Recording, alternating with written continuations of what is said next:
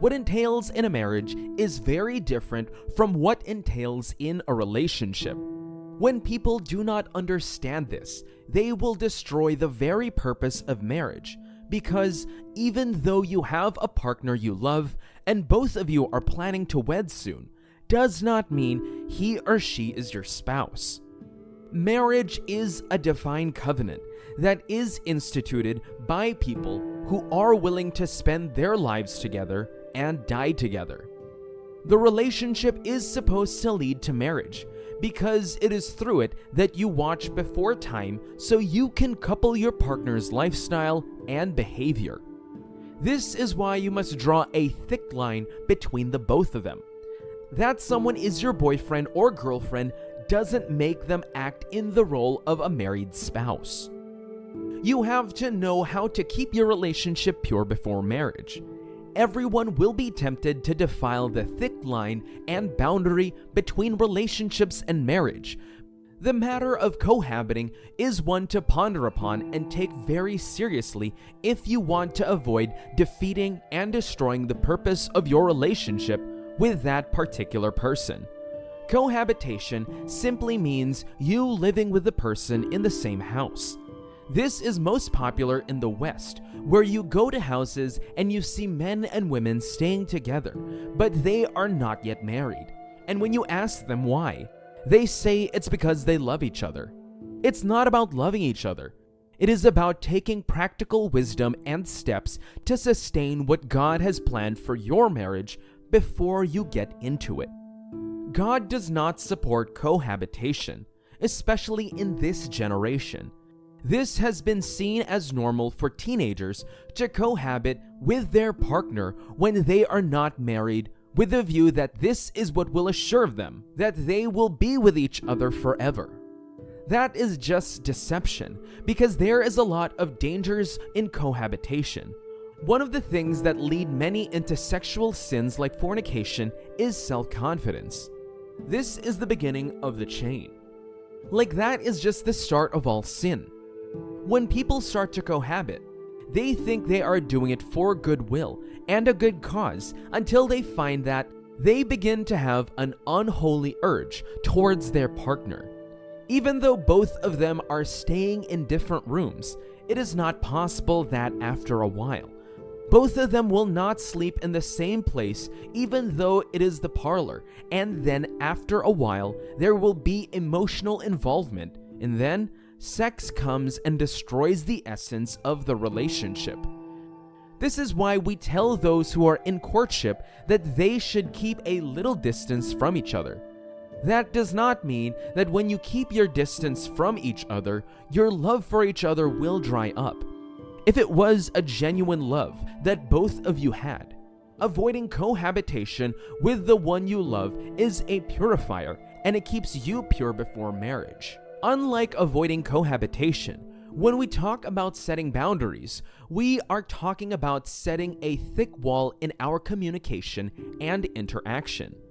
The reason for this is to guard your thoughts and minds so that you will not be polluted. Much sexual involvement between partners in love before marriage is a result of a polluted interaction. That is why it seems as if the net has been the most dangerous advancement of sexual perversion. Most times, when people are in relationships, they want to show and demonstrate to their spouse that they love them so much and consider them their only focus. In doing that, they will make sure that they will keep communicating with them so that their trust will never fade away. They will chat from the beginning of the day till the night, even as late as 11 in the night, just to demonstrate their heart of intimacy and love for this person, not knowing that they are giving room for evil thoughts to begin to develop in their minds and hearts, so that they begin to act in a certain way. All of a sudden, they begin to send texts of romance, and they begin to use pornographic sites to strengthen their romantic life for each other, and before you know it, they begin to discuss how they will meet in private as they fall prey to the temptation of sin. This is how unwanted pregnancy in teenagers starts, because of unnecessary lust. It did not start as sex first. It started as romance, just to show that they love each other. And then it goes to chatting for long hours, to meeting physically, and then to physical interactions between each other. That is why you should set boundaries between each other. This does not mean there should be no privacy between both of you, or there should not be space between both of you. When we talk about involving people as watchmen in a relationship, we are not saying that you should look for people and tell them that they should watch both of you. But we are talking about having friends that you can trust and telling them about matters of your relationship, because there are many times in life that God speaks through our closest ones. Sometimes, because of our emotional involvement in our relationship with a person, we cannot perceive the leading of the Lord to stop doing something that will cause us to fall for sexual temptations.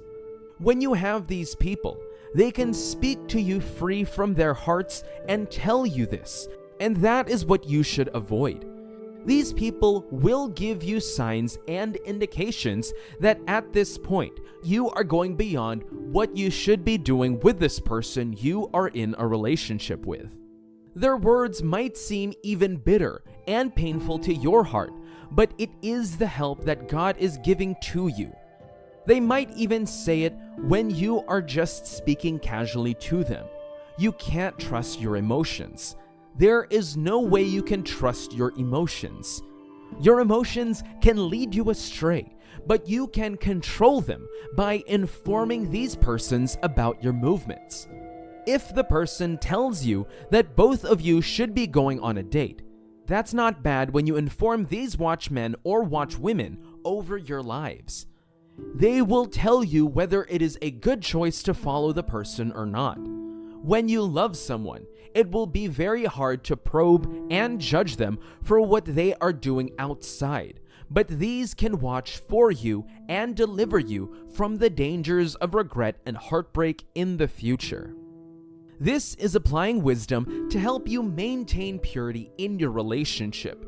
You should know by now that purity is not a gift from God. It is not one of the gifts that God gives a person. Purity is an exercise in that you have to decide that you will work on yourself so that your marriage can be honorable to God, because you have defiled your matrimony bed before time. Anything done with patience is always perfect and brings satisfaction. Do not live in independence when you are engaging in your relationship. Involve the friends that you can trust so that they can be like a watch for you.